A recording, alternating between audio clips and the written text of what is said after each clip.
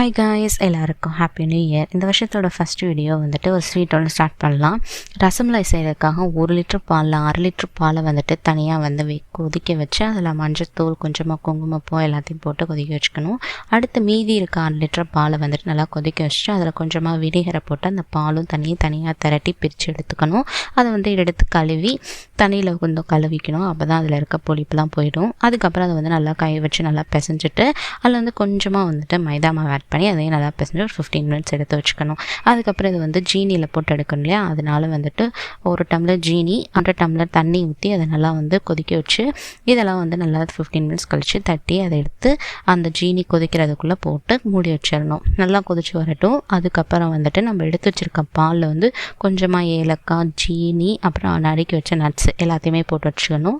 அதுக்கப்புறம் அது கொதிச்சு வந்தோன்னா அந்த இதை எடுத்து இதில் போட்டு நல்லா ஃப்ரிட்ஜில் வச்சு சாப்பிட்டா சூப்பரான ரசமலாய் ரெடி.